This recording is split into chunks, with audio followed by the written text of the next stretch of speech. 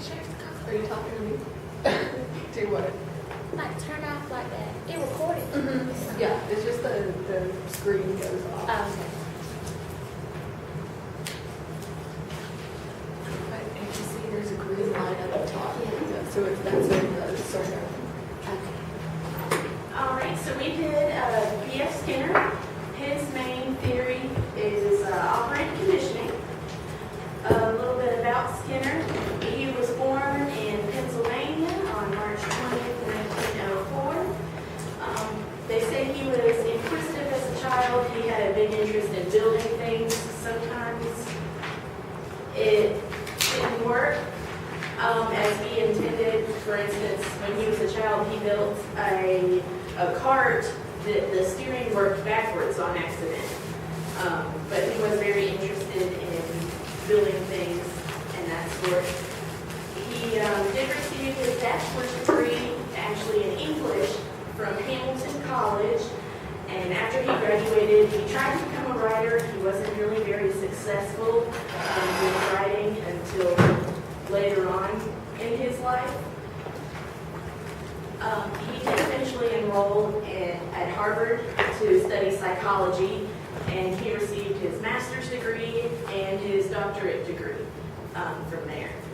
And then he became the chairman of the psychology department at Indiana University in 1945, and then in 1948 he was invited to come back to Harvard to study and do research, and where he stayed at Harvard for the rest of his life and died on August 18, 1990 from leukemia. Alright, so anyone who's taken psychology should know that you talk about the Skinner box when you're talking about B.F. Skinner. And Skinner studied operant conditioning, which he did with the Skinner box, and he placed rats in a specifically designed box, and the box was later known called the Skinner box. And in the Skinner box there was a lever which when accidentally pressed, food would be released to the rat. And operant conditioning is the method of learning that occurs through rewards and punishments. And there's his picture. Reinforcers. Reinforcers is a certain kind of stimulus that increases the chance that a certain behavior will be repeated. And reinforcers can be positive or negative. A positive reinforcer would be with the rat demonstration. Would be the rat repress the food palate because it needs to press a lever to get the food, and that kind of reinforcement is called positive reinforcement. Basically, you get something to have the behavior like repeated. You receive something, like if I give you a piece of candy because you gave a right answer, that's a positive reinforcement. You get something good out of it. There are negative reinforcers, which is basically the removal of something unpleasant. So for instance, with the Skinner box, he would sometimes have an electrical current in nothing that hurt the rats, obviously, but it'd be enough to be unpleasant. So when they would press the lever, that electrical current would be turned off. So a negative reinforcement is the removal of something. Does that make sense? Yes. Punishment. A punisher is the opposite of a reinforcer because it's meant to weaken or even eliminate a behavior. A punishment can also work by applying an unpleasant stimulus, such as a shock of the electrical current after an undesired behavior, or by removing a potentially rewarding stimulus, such as no longer providing the food pellets to the rat. So again, it's basically you have positive punishers and negative punishers, which work kind of the same way. A positive punisher would be the electrical current when you do something you don't want them to do. So if if the rat jumped up or something and you didn't want them to do that, you shock them. But if you wanted to punish them using a negative punisher, you would take away their food. So it's again taking something away versus giving something to them.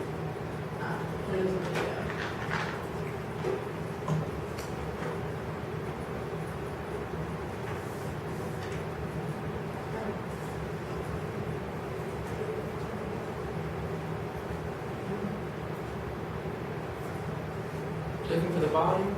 Yes. It's You on should- speaker.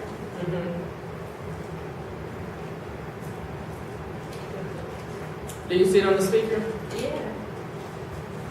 But it's. You just have to pause now, so we're not gonna hear anything when you play it. Oh.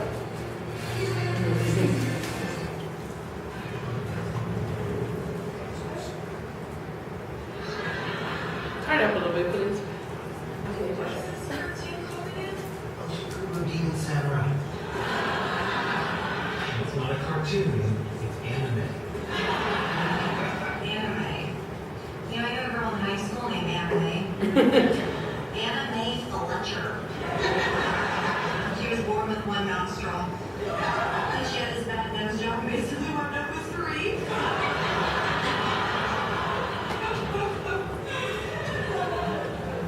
You're here a lot now. Oh, am I talking too much? I'm sorry. Zip. Thank you. Chocolate? Yes, please.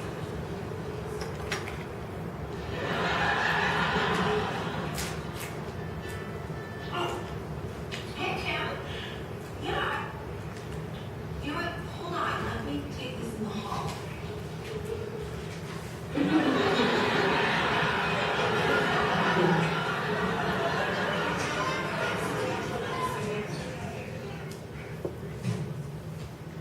Okay. I know what you're doing. Really? Yes. You're using chocolates as positive reinforcement for what you consider correct behavior. Very good.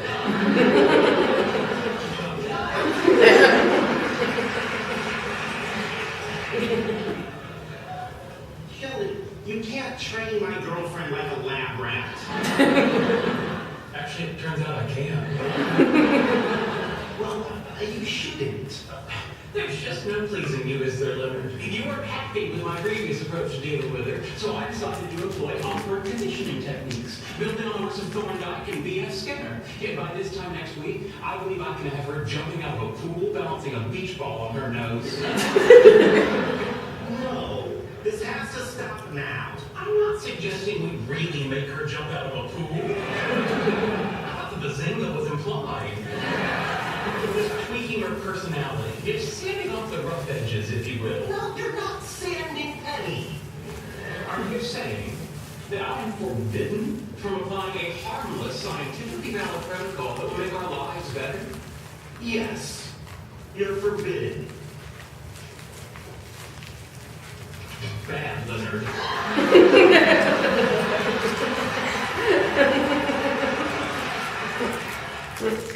So there you have an example of positive reinforcement and also negative.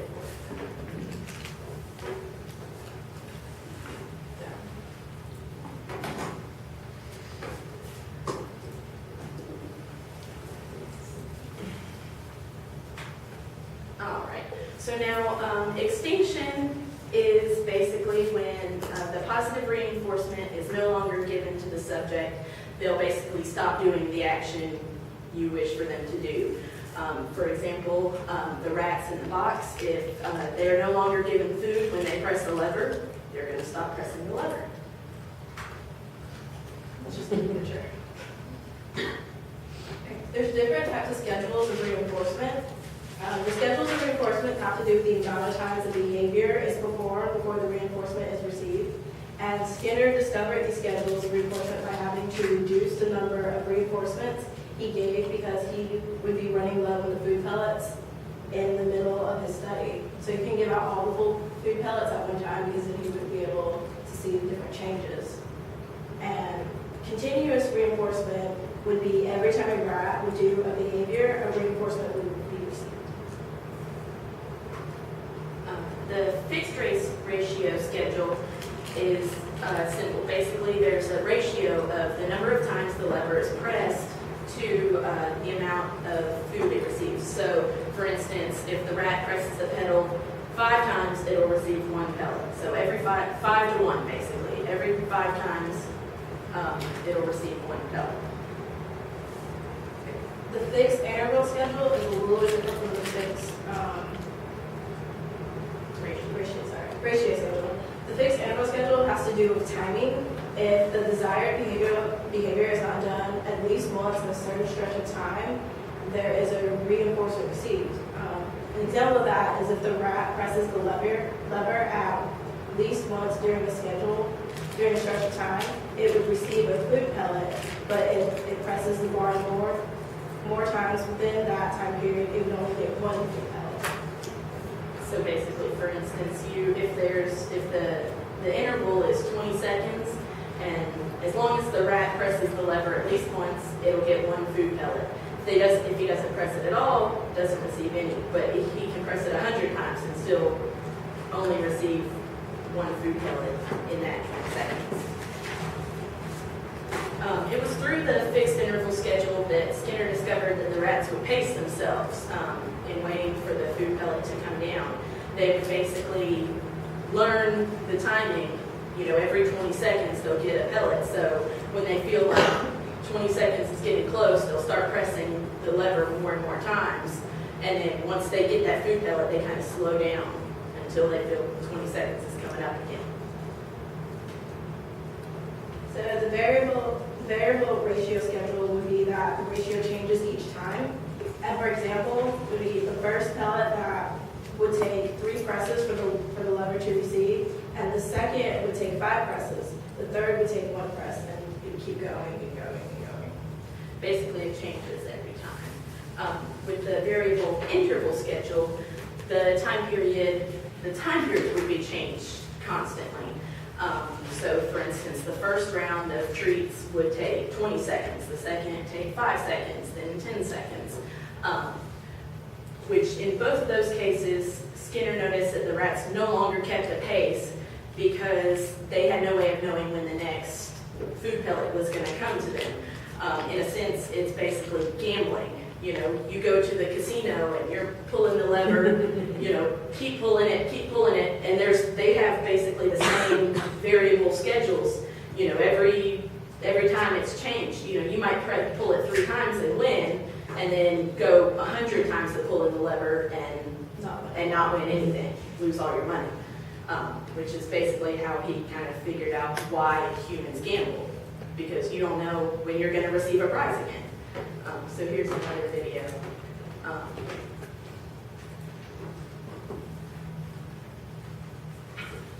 Obviously, he started with rats. This is Skinner using pigeons for the same kind of studies here.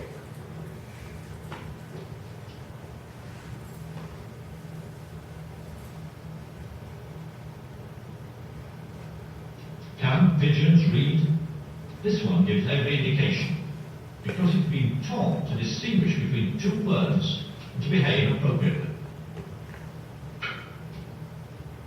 He's learned his different response to each sign by being rewarded with food. So the bird isn't acting independently.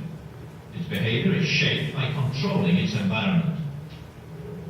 The first task was to isolate an individual piece of behavior and see how that could be changed. Skinner did this by keeping individual pigeons at about 3/4 of their normal weight, so that the birds were always hungry, and food could be used as an automatic reward. The pigeon was studied in a uniform box, one it quickly grew used to. One piece of behavior, pecking a coloured disc, was measured on a graph.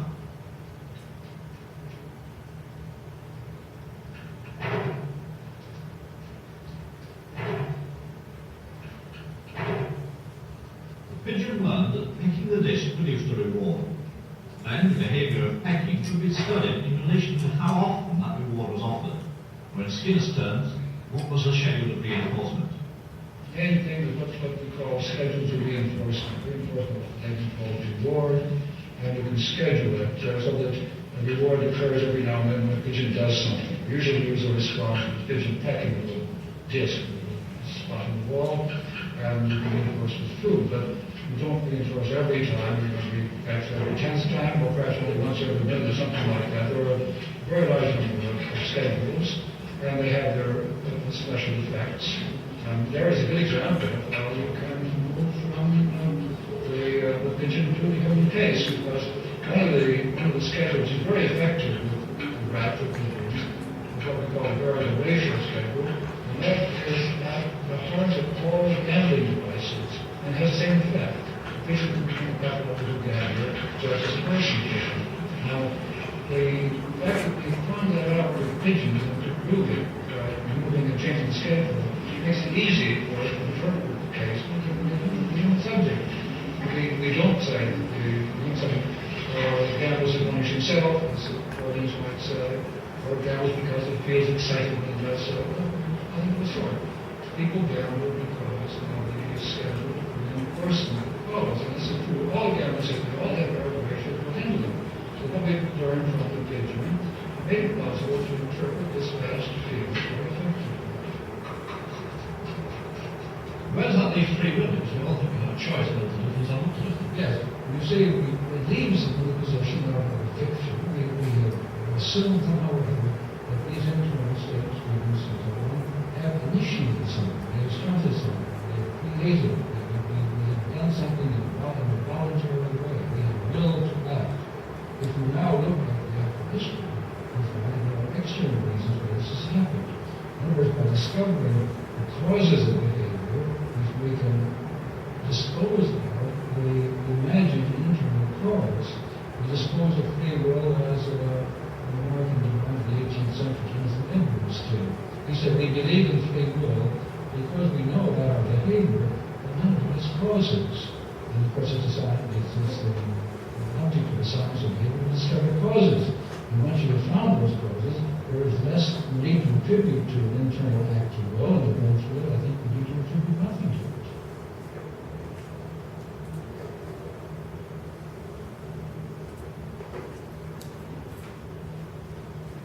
Okay, so the behavior modification therapy. Behavior modification is a type of therapy that's used based off Skinner studies called shaping. And shaping is used to gradually guide behavior using different types of reinforcement. And the two types of reinforcement that it uses is a primary reinforcement, in which a reward strengthens the behavior on its own, and a secondary reinforcement, which is something that strengthens the behavior because it leads to a primary reinforcement. A type of shaping is token economy. That's basically a system where you reward behavior with tokens, which are then later on exchanged for rewards. Operant conditioning in the classroom, many different teachers have different ways of using operant conditioning. Some use the token economy to reinforce behavior. They give stickers or play money, something like that, when students behave well, and then they can exchange them later on for rewards, like having a goodie box or something of that sort. Have this many stickers equals this treat, and so on. And then we do have another short video of an example of a token. For the past week, we have been doing a token economy system where kids earn money for things that they did correctly in class. On Friday, we had an exchange day, and we even had a few bankers who would exchange the money for the students. Here, students are lined up waiting to have their money exchanged from our banker. In the afternoon, kids were called back where they could exchange their money for food items to make a trail mix. Some of the items included goldfish, animal crackers, cereal, marshmallows, gummy worms, raisins, pretzels, Reese's Pieces, and M&Ms. Each item cost a different amount of money. Here, you can see the raisins cost 3 cents per scoop. The first time through, the kids picked 3 items and tallied up how much their items cost, and then they were paid with their fake money. Not only did the kids have to pay for their items, but they also had to figure out if they got any change if they were paid. The students would call back a second time if they had money left to pick out more items to add to their trail mix. The only difference was this time, prices went up. In the first round, this cereal was $5 free, but in the second round, there were no specials. Decisions, what should I buy? It's time to tally up the totals. So you overpaid, here's 5 cents change. And now it's time to enjoy our snacks. people. The teachers, I'm assuming, if your student is, they come in from recess and sit down quietly and wait for you to begin, everybody gets this amount. She probably had a system of, if you're caught talking, you have to pay me this amount probably. I mean, that's how I would do it anyways. Now it's time for the quiz. What we're just going to do is have you guys answer the question. We have the questions listed and then the answer right after. So just use a scratch sheet of paper and write your answers down to keep for yourself.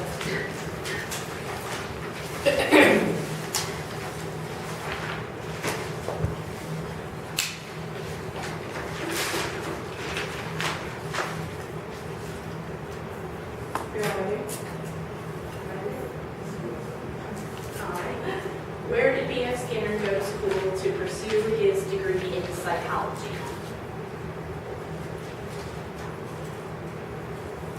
Answer is Harvard.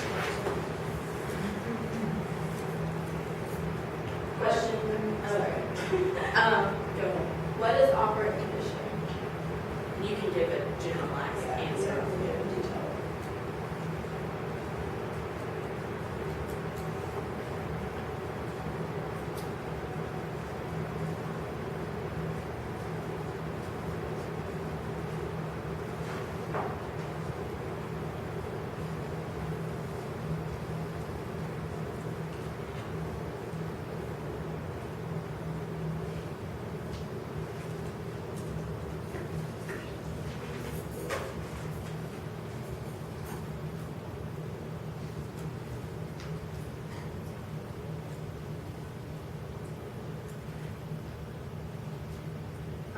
Operant conditioning is basically a method of learning that occurs through rewards and punishments. Just if you remember that it uses rewards and punishments, you're basically going to get operant conditioning. What is the name of the operant conditioning apparatus that Skinner used to study behavior?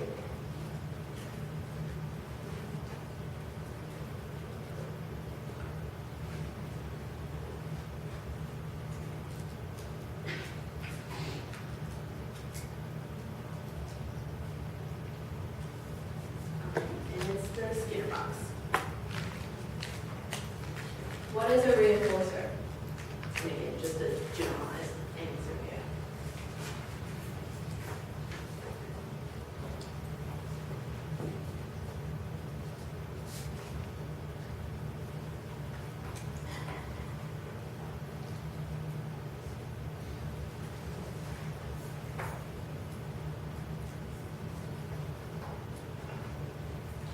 A reinforcer is any event or other consequence that strengthens the behavior it follows.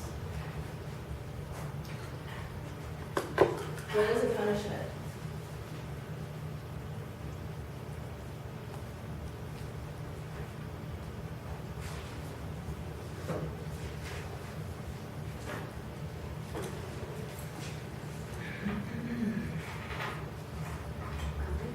Punishment would be an event that decreases the frequency of the behavior it follows. What is a fixed ratio?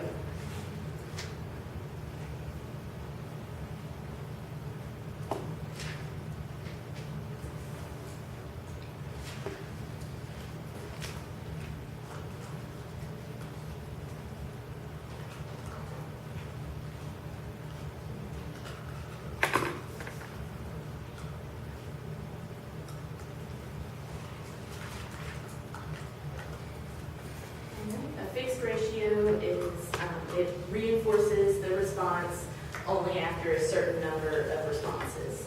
So, of basically a ratio, 5 times in one report. What is a variable interval?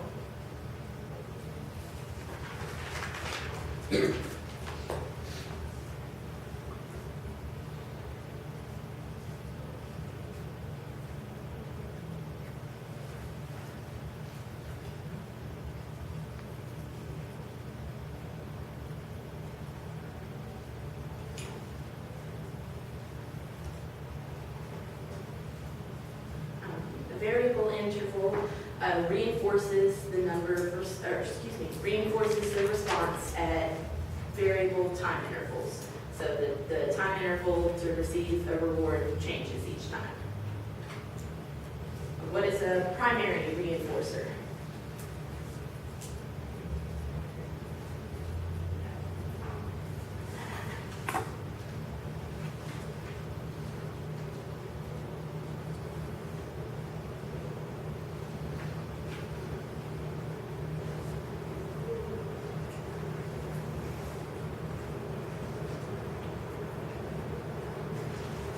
Primary reinforcer is when a reward strengthens a behavior on its own.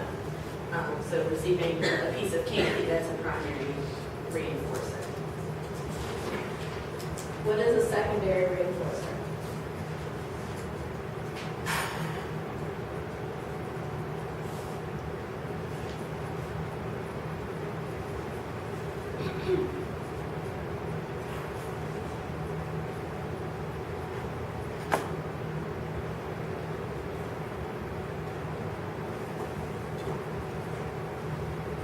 A secondary reinforcer is something that strengthens the behavior because it leads to primary reinforcement. So it's a token, like the token economy. Which is our next question. What is a token economy?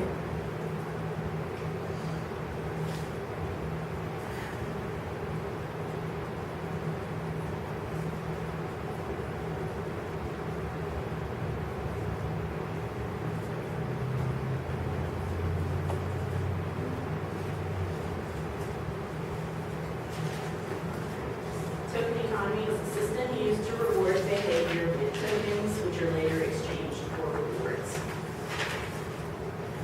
That's it. Any questions?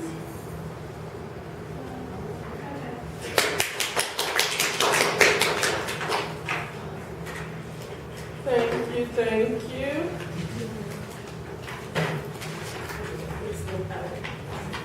Group 3, you may start moving up.